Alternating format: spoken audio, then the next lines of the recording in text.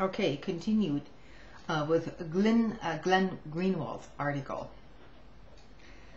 And that's to say nothing of the virtually limitless political power automatically wielded by those with great private wealth who own American government institutions and literally write these laws. As the New York Times taught us today, Hosni Mubarak, Egypt has long functioned as a state where wealth bought political power and political power bought wealth. So we also now learn this about Egypt.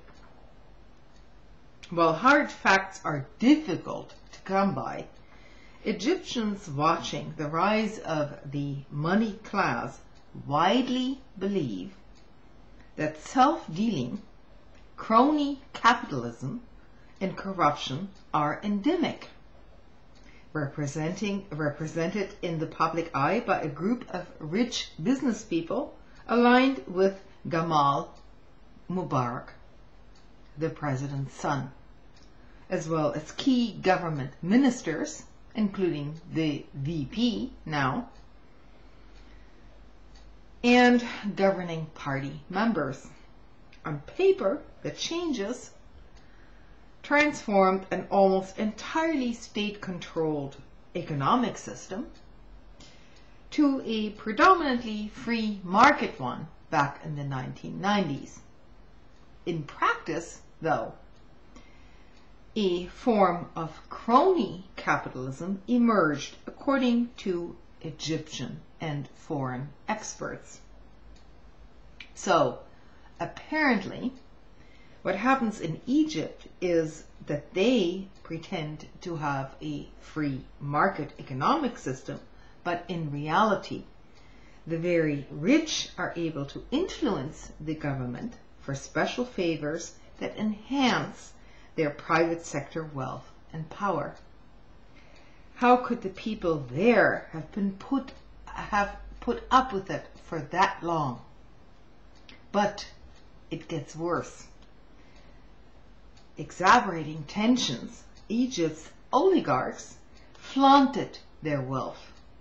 They built grandiose homes in the desert outside Cairo and along the country's coasts. They drove brand new Mercedeses down the derelict Cairo streets with steel escorts and bodyguards. A tiny segment of the population not only becomes wealthier as a result of its political influence, but increasingly flaunts that wealth, while the vast majority of the nation suffers.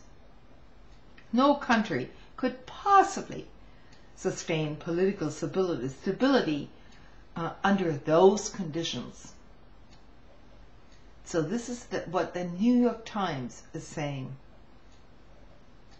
For some reason, they seem to have completely missed an emerging and equal situation in our country as well. It somehow escapes their notice.